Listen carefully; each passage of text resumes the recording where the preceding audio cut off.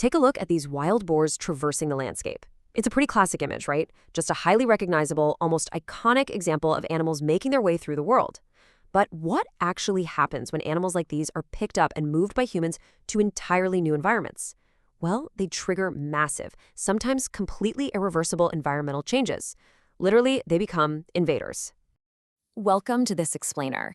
Today, we're unpacking a monumental, truly authoritative global report from IPBES. That's the Intergovernmental Science Policy Platform on Biodiversity and Ecosystem Services. This massive assessment breaks down exactly how biological invasions are fundamentally altering our planet, our economies, and, yep, even our own health. I am super excited to guide you through this fascinating, if slightly alarming, data. So, here's our roadmap for today. Number 1, what are invasive species? Number 2, the biological invasion process. Number 3, the global threat. And finally, number 4, the true costs. Let's jump right in. Section 1, what are invasive species? First things first, we need to talk about alien species. According to the report, the absolutely crucial ingredient for a species to earn this title is human activity. An alien species is any plant, animal, or microorganism whose presence in a region is strictly due to intentional or unintentional human transport across natural boundaries. So we aren't talking about natural migration patterns here. We're talking about us moving them, whether by accident or on purpose, past barriers they definitely couldn't have crossed on their own. But here's the really critical distinction. Not all alien species are invasive. Invasive alien species are a very specific subset of those introduced organisms. These are the ones that don't just survive. They establish themselves, they multiply, they spread like wildfire, and crucially, they cause measurable negative impacts on biodiversity, local ecosystems, and native species. Okay, Section 2, the biological invasion process. So how does this actually happen?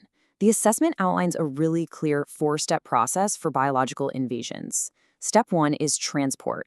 That's when the species is moved by human activities beyond its natural borders. Step 2 is introduction, the actual arrival at the new location.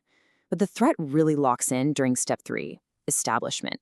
This is the emergence of a viable, self-sustaining population. And finally, Step 4 is spread, the biological dispersal into entirely new regions. Let's bring it back to our wild boars just to re-anchor this visually. For an invasion to truly take hold and hit those critical establishment and spread phases, the species has to build a viable, self-sustaining population in their new home. They've got to breed, thrive, and expand entirely without our help. Once they cross that threshold, the biological invasion is officially underway. Moving on to Section 3, the global threat. Let's look at the numbers. 37,000. That is the staggering number of established alien species that have been introduced globally by human activities. And this isn't just isolated to one unlucky corner of the map. This spans across literally all regions and biomes on Earth. We have completely reshuffled the biological deck here. And the situation is incredibly urgent. Get this. Roughly 200 new alien species are being recorded every single year. The assessment stresses that this is a completely unprecedented rate of introduction. Basically, modern human travel and global trade have created a massive superhighway for these organisms. But remember our definition of invasive from earlier? Well, out of those 37,000 established species, over 3,500 are officially classified as invasive alien species. That means for over 3,500 species, we have hard, documented proof that they are causing severe, negative impacts on our global ecosystems. And the impact of those 3,500 species is absolutely devastating. Invasive alien species have contributed to a shocking 60% of all recorded global plant and animal extinctions. Just let that sink in for a second. Plus, the report notes that they act as the sole primary driver for 16% of those extinctions. They are literally pushing native life off the map. This creates what scientists call biotic homogenization, which is basically where ecosystems around the world start looking exactly the same because all the unique local life has been wiped out. And some ecosystems are way more vulnerable than others. The data shows that a whopping 90% of the global extinctions, driven primarily by these invaders, occurred on islands. It makes sense, right? Islands are isolated. Their native wildlife evolved over millions of years without any defenses against these completely foreign predators and competitors. So when an invasive species shows up, the results are swift and pretty catastrophic. Which brings us to our final part, Section 4, the true costs. The financial burden we're dealing with here is astronomical. The annual global financial cost of biological invasions was estimated to exceed $423 billion in the year 2019 alone. That is a massive, gaping drain on the global economy, happening year after year.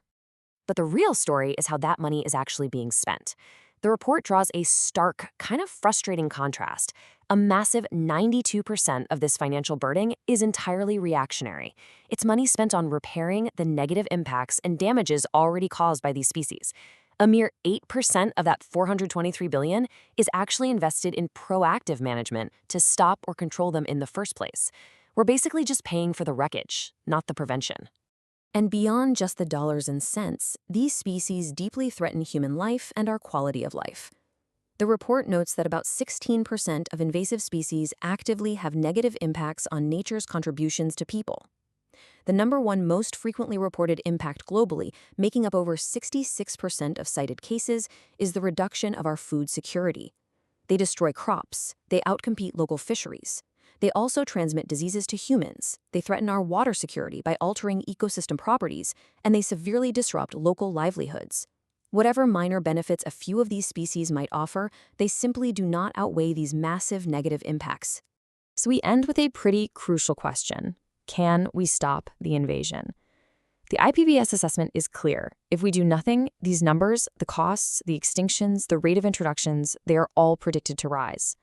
However, with sufficient resources and political will, proactive management actually works.